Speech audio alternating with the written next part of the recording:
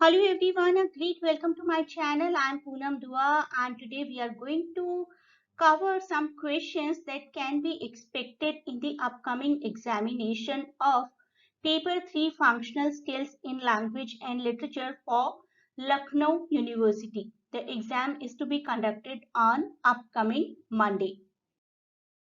There is a playlist for this subject. You can get the link to this playlist in description. Lucknow university के recently added videos को like करने के लिए मैं आप सभी को एक थैंक्स बोलना चाहती हूँ. Thank you to everyone for liking and subscribing my channel. इन सभी टॉपिक्स में से आपको क्वेश्चंस आ सकते हैं. This is your literary syllabus for this subject. एक एक करके इन टॉपिक्स को डिस्कस करते हैं from MCQ point of view. अभी हम डिटेल में नहीं कर रहे हैं. इन सभी टॉपिक्स के डिटेल्ड वीडियोस भी अवेलेबल हैं, उसी प्लेलिस्ट में मिल जाएंगे जिसका मैंने आपको डिस्क्रिप्शन में लिंक दिया है. तो यहाँ पर हम डिस्कस करेंगे उन छोटे छोटे पॉइंट्स को जिसमें से आपको एमसीक्यूज आ सकते हैं. आप यहाँ से सब कुछ पढ़िए, अच्छे से सब कुछ कवर कीजिए. स्पेसिफिकली जो फैक्ट्स मैंने रेड में हाईलाइट किए वो आपके एमसीक्यूज बन सकते हैं. जेएस मिल का लाइफ स्पैन, इवन जेएस मिल के नाम का फुल फॉर्म, ये ऐसे का पब्लिश हुआ था 1859 में. मेन थीम क्या है इस ऐसे का? Individual liberty and authority, not just the political authority. JS Mill रहते थे इंग्लैंड में during 19th century he majorly wrote, और इस ऐसे में उन्होंने बताया है कि किस तरीके के लोगों को सोसाइटी पनिश कर सकती है if the behaviour harms other people. Mill tries to justify individual liberty through showing that it is socially beneficial. कौन सी लिबर्टी पर उन्होंने ज्यादा कॉन्सेंट्रेट किया? इंडिविजुअल लिबर्टी पर. यूटिलिटेरियन की क्या डेफिनेशन दी उन्होंने? Someone who judges goodness is based on whether something promotes social good. किसी के अंदर सोसाइटी के लिए, सोसाइटी की प्रमोशन के लिए, सोसाइटी की बेटरमेंट के लिए गुडनेस को जज करना is utilitarianism. Mill believes that the worst type of tyranny is tyranny of majority. अब बढ़ते हैं गांधीयन आउटलुक की तरफ. An essay by Sarvepalli Radhakrishnan. Sarvepalli Radhakrishnan Indian politician थे, फिलोसोफर थे, स्टेट्समैन थे, जिन्होंने as a second president of India serve किया from 1962 to 67. This can be a question. According to him, Mahatma Gandhi was essentially a religious person as he sought to adopt the good in every religion. ये statement एक question हो सकती है. Love for all, Vasudhaiv Kutumbakam, was the motto where love for humanity was not restricted by any kind of demarcations of race, gender, nation, state, class, caste. So Vasudhaiv Kutumbakam, इससे related आपको MCQ आ सकता है. गांधी जी के बारे में फिर उन्होंने लिखा he led a spirited revolution against the British with the underlying philosophy of nishkam karma. ये भी गीता की फिलॉसफी है. कर्म करो, फल की चिंता मत करो. His notion of a perfect society was that of an environment where every person was free and could creatively express the self. तो परफेक्ट सोसाइटी का नोशन क्या है, उसके लिए मे भी आपको 3-4 ऑप्शंस दे दी जाए. जो भी ऑप्शन इस स्टेटमेंट से मिलता जुलता हो, that you need to select. Radhakrishnan ji जो कि सेकंड प्रेसिडेंट रह चुके हैं इंडिया के, उनका बर्थ डेट बहुत इंपॉर्टेंट है, September 5, 1888, because every year this is celebrated as teachers day in India. ये ऐसे गांधी जी के बारे में है, तो गांधी जी के बारे में भी मेंशन करने को आ सकता है आपको एमसीक्यूज में. मोहनदास करमचंद गांधी बॉर्न ऑन 2 अक्टूबर, ये तो शायद हर इंडियन को याद है. ईयर भी याद कर लीजिए, 1869. पूरा नाम, मदर्स नेम, वाइफ्स नेम, उनके सन्स का नाम एंड उनकी डेथ डेट, और उनके लिए मिसोलियम कहाँ पर क्रिएट किया गया, that is Rajghat, Delhi, the place where he died. आगे बढ़ते हैं अपने नेक्स्ट टॉपिक की तरफ. Moody E Prior, the aim of science and humanities. इनका पूरा नाम भी जान लीजिए, may be that can be a question. Moody Erasmus Prior, जो कि एक प्रोफेसर रह चुके हैं emeritus of English at north western university and dean of the graduate school from 1951 to 64. कहाँ के प्रोफेसर रह चुके हैं, that can be a question. और साइंस और ह्यूमैनिटीज को डिफरेंशिएट किया उन्होंने. साइंस में इमोशंस का कोई प्लेस नहीं होता, लेकिन humanities is based upon emotional responses. A scientific product can be defined without any reference to any aesthetic emotional response, whereas the products of humanities जैसे कि poetry, painting are the product or are the outcome of any kind of aesthetic response or experience of the creator. The product of scientific geniuses are in their final form impersonal. हम सिर्फ product पर ज्यादा ध्यान देते हैं, product के पीछे क्या इमोशंस हैं. Emotions most of the time तो जुड़े ही नहीं होते हैं, सिर्फ फैक्ट्स की बात की जाती है साइंस में, जबकि ह्यूमैनिटीज में इमोशंस की भी बात की जाती है. और any product of humanities, poetry, painting और एनी काइंड ऑफ राइटिंग एक इमोशनल एक्सपीरियंस का आउटकम होता है और काफी क्लोज होता है अपने क्रिएटर के. Next topic, TC king hello, जिनका पूरा नाम था Desmond George king hello, 1927 to 2019, life span, British physicist, poet, author who crossed the divide between arts and science to write extensively about the life of Erasmus Darwin. Erasmus Darwin को उन्होंने कौन कौन से romantic poets के साथ link किया? शेले, Wordsworth and Coleridge.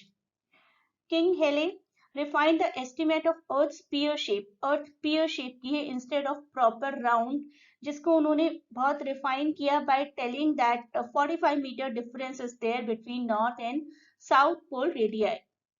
और important works हैं इनके, satellites and scientific research, Shelley, his thought and work, and Erasmus Darwin, 1963. इनके वर्क से रिलेटेड एक डिटेल वीडियो है, वो आप जरूर कर लीजिए, लिंक आपको डिस्क्रिप्शन में मिल जाएगा पूरे प्लेलिस्ट का. Next is Elaine Showalter, feminist criticism in wilderness. Elaine Showalter जो कि बहुत ही popular American feminist literary critic हैं और कल्चरल और सोशल इश्यूज पर बहुत लिखा है, specifically female as a writer, female as a reader, इसकी बहुत रिसर्च की है इन्होंने. She is at present 82, born 1941. उनके ऐसे की बात करते हैं, फेमिनिस्ट क्रिटिसिज्म इन वाइल्डरनेस, 1981 में. आपको पहले भी बता चुकी हूँ, जो भी पॉइंट्स फैक्ट्स रेड कलर में हैं वो इंपॉर्टेंट है एमसीक्यू पॉइंट ऑफ व्यू से. Showalter says a cultural theory acknowledges that there are important differences between women as writers. Class, race, nationality and history are literary determinants as significant as gender. Gender, इसका भी बहुत impact आता है एक female की writing पर. जो impact class, race, nationality और हिस्ट्री का आता है, वही सेम इम्पैक्ट जेंडर का भी आता है. And she begins the essay by pointing out a dialogue between Carolyn Helburn and Catherine Stimson. ये नाम आपको याद रखने हैं, किस कैरेक्टर से, किस नाम से उन्होंने अपने एक essay की शुरुआत की है. They had pointed out that two poles were identifiable in feminist literary criticism, one concentrating on the errors of the past and the other focus on the beauty of imagination. कौन कौन से दो poles बताए गए writing में? One that concentrates on the error of the past and the other one that focuses on the beauty of imagination. Then she analyses कि men और women different languages use करते हैं किसी भी टेक्स्ट को लिखते हुए, क्योंकि उनकी बायोलॉजी, सोशल प्रेफरेंसेस और कल्चरल बिलीव्स अलग होते. देन शी सेज कि किसी भी पर्सन की, किसी भी राइटर की लैंग्वेज कहाँ से आती है? उनके पेट्रियार्कल ओरिजिन से, कह सकते हैं उनकी अपब्रिंगिंग से. फिर वो एग्जाम्पल देती हैं कि कुछ नेटिव अमेरिकन ट्राइब्स ही ऐसी हैं जहां पर मेल और फीमेल की लैंग्वेजेस ही अलग होती हैं. इंग्लिश और हिंदी में जनरली थोड़ा सा ग्रामेटिकल डिफरेंस होता है, जैसे कि आप फीमेल्स कैन से कि मैं इस काम को करती हूँ, मेल्स विल से करता हूँ, उससे ज्यादा डिफरेंस नहीं होता.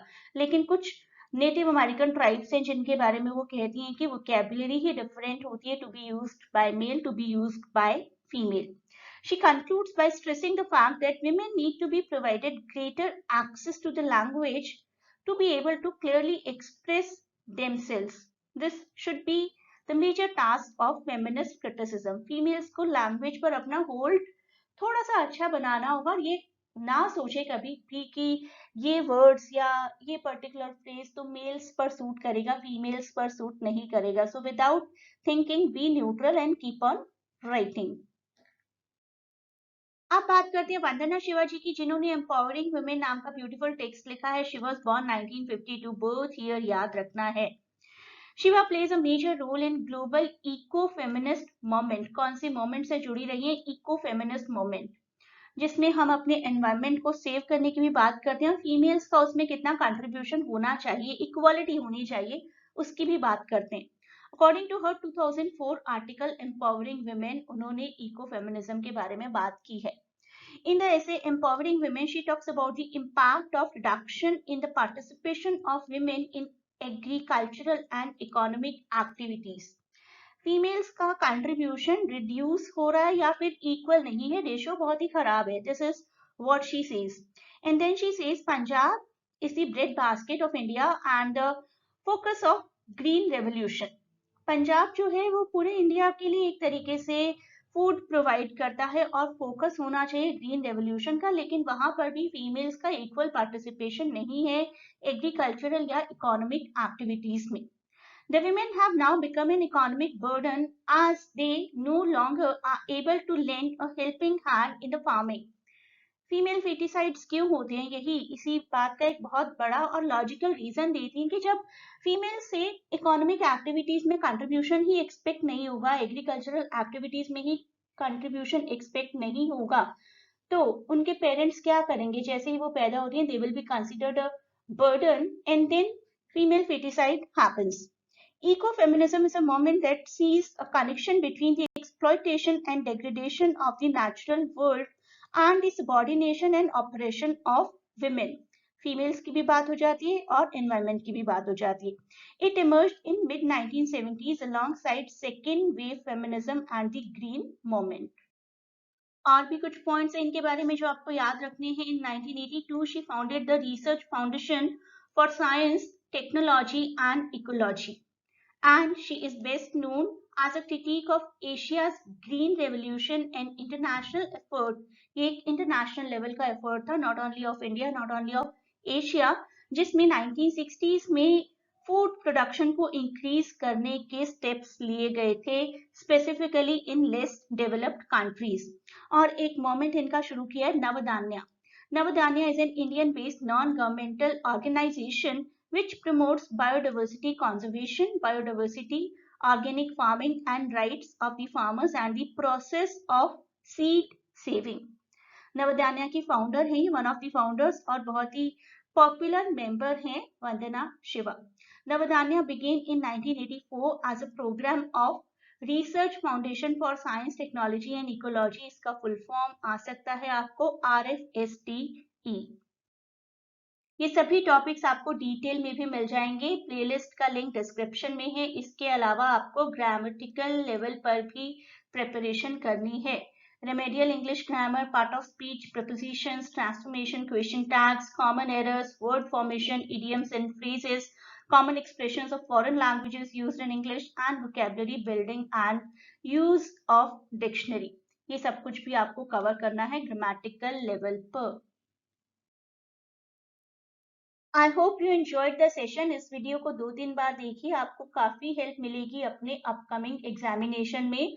और सभी वीडियोस को डिटेल में भी देखिए उसी लिंक के थ्रू जो कि आपको डिस्क्रिप्शन में दिया गया है. उसके अलावा अपनी टेक्स्ट बुक्स से भी जरूर पढ़िए. This is a short revision, लेकिन आप अच्छे से डिटेल में पढ़ेंगे then it is going to be more beneficial. A great best of luck for your examination. और अपने फीडबैक्स को प्लीज मुझे कमेंट्स में जरूर बताएं.